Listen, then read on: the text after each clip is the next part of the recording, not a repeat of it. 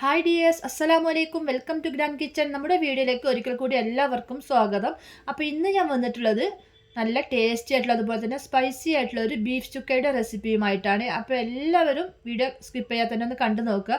അപ്പോൾ നമുക്ക് ഈ ബീഫ് ചുക്ക പൊറോട്ട, ചപ്പാത്തി അതുപോലെ നെയ്ച്ചോറിൻ്റെ കൂടെയൊക്കെ ബെസ്റ്റ് കോമ്പിനേഷൻ ആയിട്ടോ. നമുക്കത് കറിൻ്റെ ഒന്നും ആവശ്യമില്ല, ഇത് മാത്രം മതി അതിൻ്റെ കൂടെ. നമുക്ക് വേഗം തന്നെ വീഡിയോ ഒന്ന് കണ്ടു നോക്കാം.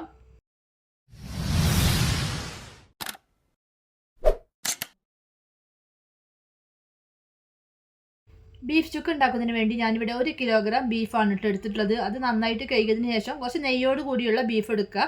ഇനി ഇതിലേക്ക് ഒരു 1/2 ടീസ്പൂൺ മഞ്ഞൾപ്പൊടി, 1 ടീസ്പൂൺ കുരുമുളക് പൊടി, പിന്നെ അതുപോലെ ഒരു 3/4 ടീസ്പൂൺ ഇഞ്ചി വെളുത്തുള്ളി പേസ്റ്റ്, ആവശ്യത്തിനുള്ള ഉപ്പ് ചേർത്ത് കൊടുക്കാം. പിന്നെ 1 ടേബിൾ സ്പൂൺ വെളിച്ചെണ്ണയും കൂടി വെച്ച് നന്നായിട്ട് തന്നെ ഒന്ന് മിക്സാക്കി ഒരു അരമണിക്കൂറോളം ഒന്ന് റെസ്റ്റ് ചെയ്യാൻ വെക്കാം. അതിനുശേഷം നമുക്കിതൊന്ന് വേവിച്ചെടുക്കാം. അപ്പോൾ ഞാനിവിടെ ഒരു അരമണിക്കൂറിന് കഴിഞ്ഞതിന് ശേഷം നമ്മുടെ ബീഫ് ഈ കുക്കറിലേക്ക് ഇട്ട് കൊടുത്തിട്ടുണ്ട്. ഇതിലേക്ക് ഒരു 1/2 കപ്പ് വെള്ളം ഒഴിച്ചിട്ട് നമുക്ക് ഒരു 4-5 വിസിൽ വരുന്ന വരെ നമുക്കൊന്ന് വേവിച്ചെടുക്കാം. ആ സമയം കൊണ്ട് നമുക്കൊരു മസാല റെഡിയാക്കാം. ഒരു പാനിലേക്ക് ഞാനൊരു 6 കാശ്മീരി ചില്ലി ഇട്ടുകൊണ്ട് നന്നായിട്ട് തന്നെ റോസ്റ്റ് ചെയ്തെടുക്കാം. നമ്മൾ ഓയിലൊന്നും ഒഴിക്കാതെ തന്നെ റോസ്റ്റ് ചെയ്തെടുക്കണം. ഇതിലേക്ക് മല്ലി, വലിയ ജീരകം, ചെറിയ ജീരകം, കുരുമുളക്, ഗ്രാമ്പു, പട്ട, ഏലക്ക, പിന്നെ ഉലുവ, കടുക്, ഇത് പിന്നെ എല്ലാം കൂടി നമുക്കിതൊന്ന് ഇതിലേക്ക് ഇട്ട് കൊടുക്കണം. ആദ്യം നമുക്ക് ഈ മുളകൊന്ന് നമുക്ക് റോസ്റ്റ് ചെയ്തെടുക്കാം കേട്ടോ. അതിന് ശേഷമാണ് ഞാൻ ഈ സ്പൈസസ് ഇട്ട് കൊടുക്കുന്നത്. ഇതിലേക്ക് കുറച്ച് കറിവേപ്പിലയും കൂടി ചേർത്ത് കൊടുക്കാം. അതിന് ശേഷം നമ്മൾ നേരത്തെ എടുത്തു വെച്ചിട്ടുള്ള ആ മല്ലി, കുരുമുളക് എല്ലാം കൂടി ഇതിലേക്ക് ഇട്ട് കൊടുത്തിട്ട് നന്നായിട്ട് തന്നെ ഒരു ലോ ഫ്ലെയിമിൽ ഇട്ടുകൊണ്ട് ഒന്ന് ചൂടാക്കി എടുക്കാം കേട്ടോ. നമ്മൾ കടുകൊക്കെ ഉണ്ടോ ഒന്ന് പൊട്ടി വരണം അതൊക്കെ. ഇനി നമുക്ക് ചൂടാറുന്നതിന് വേണ്ടി നമുക്കൊരു പാത്രത്തിലേക്ക് മാറ്റി കൊടുക്കാം. അപ്പം നമ്മൾ ബീഫൊക്കെ റെഡി ആയിട്ടുണ്ട് കേട്ടോ. അപ്പോൾ ഞാനൊരു മൺപാത്രമാണ് വെച്ച് കൊടുത്തിട്ടുള്ളത്. ഇതിലേക്ക് ഒരു 3 ടേബിൾ സ്പൂൺ വെളിച്ചെണ്ണ വെച്ച് കൊടുത്തിട്ടുണ്ട്. ഇതിലേക്ക് 1/2 ടീസ്പൂൺ പെരിഞ്ജീരകം ചേർത്ത് കൊടുക്കാം. അതൊന്ന് പൊട്ടിയതിന് ശേഷം ഇതിലേക്ക് ഒരു ചെറിയ പീസ് ഇഞ്ചി ഒന്ന് ചതച്ചെടുത്തിട്ടുള്ളതാണ്. അതുപോലെ തന്നെ ഒരു 10 വെളുത്തുള്ളി അല്ലി ഒന്ന് ചതച്ചെടുത്തിട്ടുള്ളതാണ്. അതും കൂടി ഇട്ട് കൊടുത്ത് നന്നായിട്ട് ഒന്ന് റോസ്റ്റ് ചെയ്തെടുക്കാം. ഇതിലേക്ക് കുറച്ച് കറിവേപ്പിലയും അതുപോലെ തന്നെ 2 പച്ചമുളകും മുഴുവനായിട്ട് അങ്ങനെ ഇട്ട് കൊടുത്തതിന് ശേഷം ഇതിലേക്ക് 1 ടീസ്പൂൺ കാശ്മീരി ചില്ലിയും കൂടി ഇട്ട് നന്നായിട്ടൊന്ന് വഴച്ചെടുക്കാം. പിന്നെ ഇതിലേക്ക് നമ്മൾ വേവിച്ച് വെച്ചിട്ടുള്ള ബീഫും കൂടി ഇട്ട് കൊടുത്ത് നന്നായിട്ടൊന്ന് മിക്സ് ചെയ്തെടുക്കാം.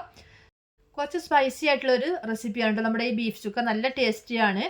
അപ്പോൾ നിങ്ങൾക്ക് എരിവ് കുറക്കണമെങ്കിൽ അങ്ങനെ കുറക്കുകയും ചെയ്യാം. എന്നിട്ടൊന്ന് അടച്ചു വെച്ചിട്ട് 1 മിനിറ്റോളം നമ്മളിതിൽ ഇതിൻ്റെ വെള്ളമൊക്കെ ഒന്ന് ചെറുതായിട്ടൊന്ന് വറ്റിച്ചെടുക്കണം.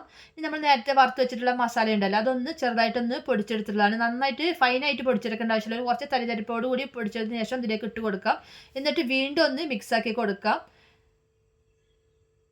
എന്നിട്ട് വീണ്ടും ഒന്ന് ഇതുപോലെ വെള്ളമൊക്കെ ഒന്ന് ചെറുതായിട്ടൊന്ന് വറ്റിച്ചെടുക്കട്ടോ. അപ്പോൾ നമ്മുടെ ഇതിലെ വെള്ളമൊക്കെ ഒന്ന് വറ്റി വന്നിട്ടുണ്ട്. ഇനി ഞാനിതിലേക്ക് ഒരു കൈപ്പിടി ചെറിയുള്ളി ഇതുപോലെ ചെറുതായിട്ട് അരിഞ്ഞിട്ട് ഇതൊന്ന് വറുത്തെടുത്തിട്ടുള്ളതാണ് കേട്ടോ. ഓയിൽ നമ്മൾ ഉള്ളി ഫ്രൈ ചെയ്യുമല്ലോ, അതുപോലെ ഒന്ന് ഫ്രൈ ചെയ്തെടുത്തിട്ടുള്ളതാണ്.